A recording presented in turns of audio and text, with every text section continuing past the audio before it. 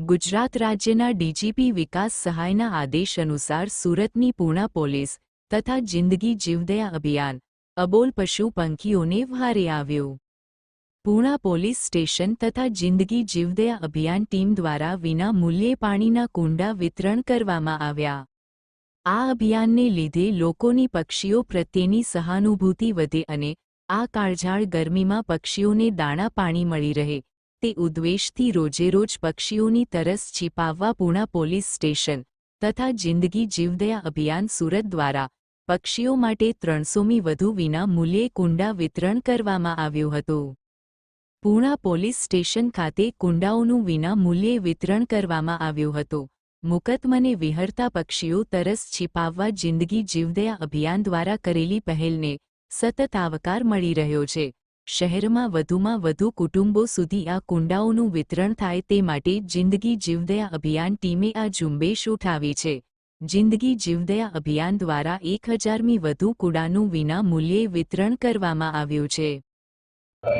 आज पूर्णा police station तथा जिंदगी जीवदया अभियान संयुक्त उपक्रमे हाल में गर्मी पड़ी रही है तो गर्मी अंदर मूंगा पानी मूंगा पशु पंखी ने पानी मળી રહે તે માટે બંને સંસ્થાओं द्वारा माटीना कूंडाओं 250 થી 250 कूंडाओं वितरण करेल छे।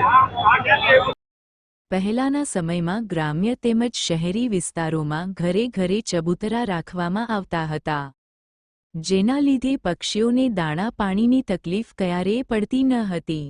જ્યારે હાલ આધુનિક સમયમાં સિમેન્ટ કોન્ક્રીટના જંગલમાં ગરમીથી માણસની હાલત પણ કફોડી બની છે, ત્યારે અબોલ પક્ષીઓ માટે આ ઉનાળો જીવલેણ સાબિત થઈ શકે છે। જો લોકો પોતાના ઘરની આસપાસ માટીના કુંડામાં જો થોડું પાણી પક્ષીઓ માટે મૂકે તો ઘણા પક્ષીઓ માટે આ પાણી જીવનરક્ષક બની શકે છે। ગરમીમાં લૂ લાગવાથી તેમજ ખોરાક અને પાણી ન મળવાના કારણે ચકલી જેવા પક્ષીઓની સંખ્યા નોંધપાત્ર રીતે ઘટી રહી છે। માનવની માફક પક્ષીઓ પણ હોટ બ્લડેડ ગરમ લોહીવાળા છે। પક્ષીઓના કદ અને માપના કારણે તેઓ વાતાવરણના બદલાવ સાથે સરળતાથી ગોઠવાઈ શકતા નથી। પક્ષીઓના શરીરનું તાપમાન એક વખત વધ્યા બાદ તેને સમતોલ કરવું મુશ્કેલ બને છે। આવા સંજોગોમાં પક્ષીના જીવની સામે ખતરો ઊભો થાય છે, ત્યારે ડિહાઇડ્રેશનના કારણે બેભાન થયેલા પક્ષીને પાણીના થોડા ટીમ્પા મળી રહે તો તેનો જીવ બચી શકે છે। આવા સંજોગોમાં પક્ષીને ઠંડકવાળી જગ્યાએ તાત્કાલિક મૂકી દેવું જોઈએ। આથી નાગરિકોએ પોતાની જવાબદારી સમજી શકે હોય ત્યાં પાણીના કુંડા મૂકી અબોલ પક્ષીઓની વ્યથા સમજવી જોઈએ। કેમેરામેન સાબિર અલી સૈયદ સાથે કાદિર શેખ, કર્તવ્ય ગુજરાત ન્યૂઝ સુરત।